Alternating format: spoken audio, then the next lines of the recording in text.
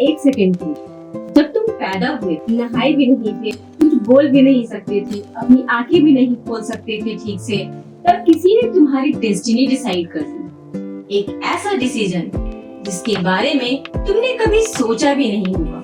ना किसी ने तुमसे पूछा और ना ही किसी ने वोट किया और ना ही कोई कंसेंट। और वो डिसीजन, वो 2-3 सिलेबल्स आज भी तुम्हारे पीछा कर रही हैं।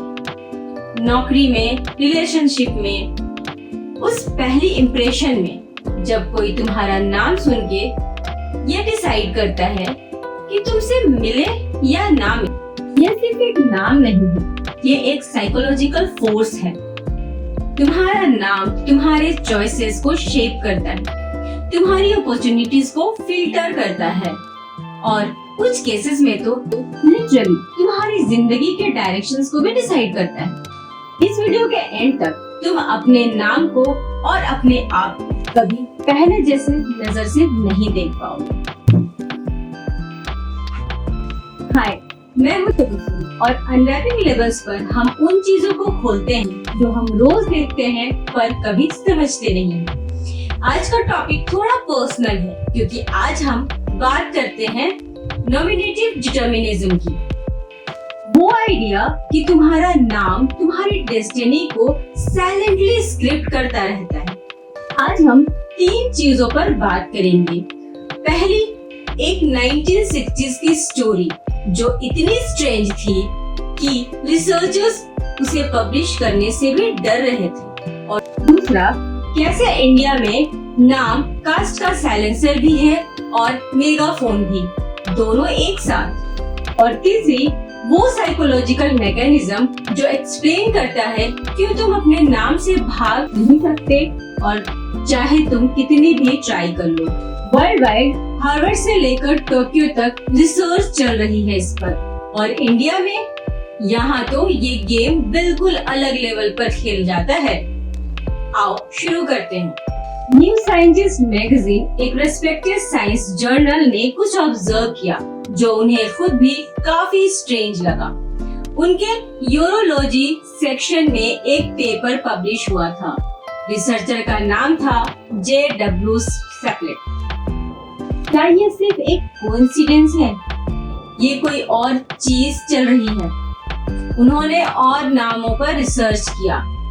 एक डेंटिस्ट डॉक्टर फिलर, एक पेन स्पेशलिस्ट डॉक्टर पैन और एक क्रिमिनल लॉयर मिस्टर लॉलेट। यहाँ से जन्म हुआ एक टर्म का, नॉमिनेटिव डिटर्मिनिज्म।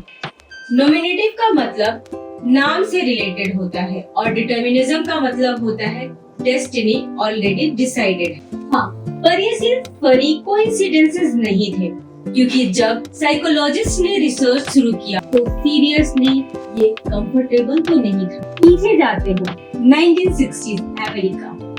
एक साइकोलॉजिस्ट हर्बर्ट हैरेरी, उन्होंने एक एक्सपेरिमेंट डिजाइन किया। उसने टीचर्स को आइडेंटिकल एसेज दिए, एक ही कंटेंट, एक ही हैंडराइटिंग, सिर्फ नाम अलग। माइकल और डेविड को एसे पे ए मिला, हर्बर्ट और एल्मर को सेम ऐसे पे एवरेज ग्रेड्स मिले, सिर्फ नाम की वजह से। अब इंडिया की बात करें, यहाँ नाम सिर्फ आइडेंटिटी नहीं है, ये एक अनाउंसमेंट है। जब कोई सुरेश कुमार सुनता है तो एक चीज अज्यूम करता है, जब आरव मेहता सुनता है दूसरी चीज, जब मोहम्मद रजा या प्रियंका दलित का नाम आता है अलग ही कंट्रोवर्सी शुरू हो जाती है, बिल्कुल ऑटोमेटिकली।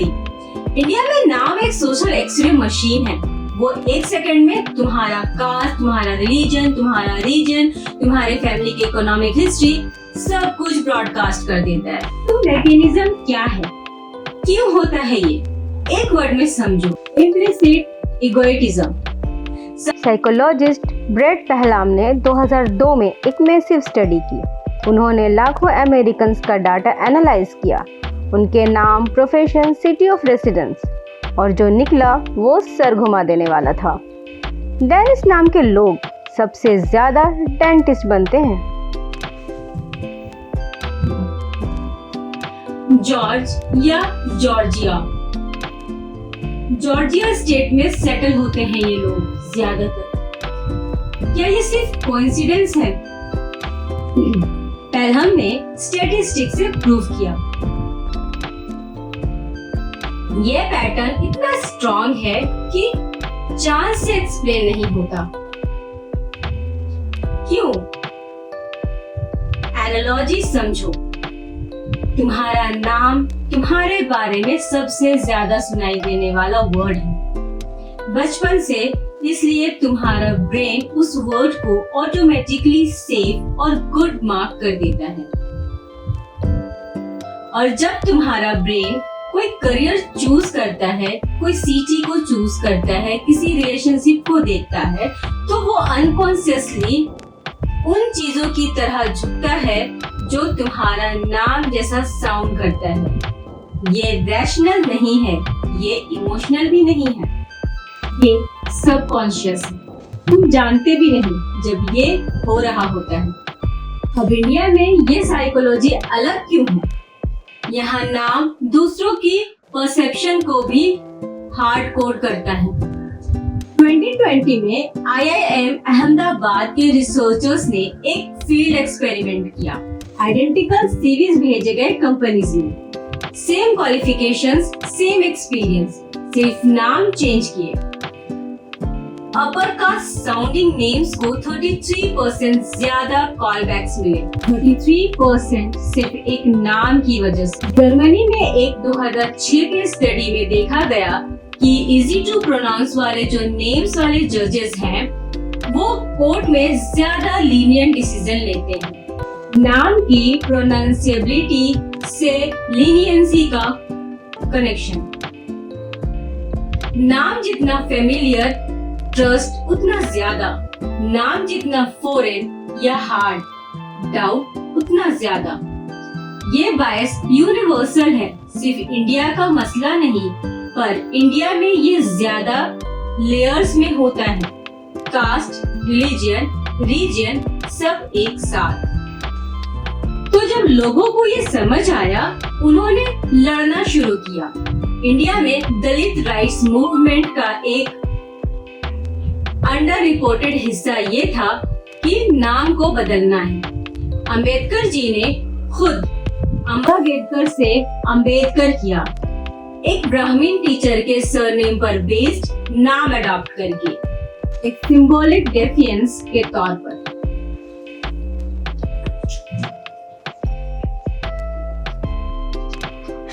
हजारों दलितों ने नए सरनेम्स रखे,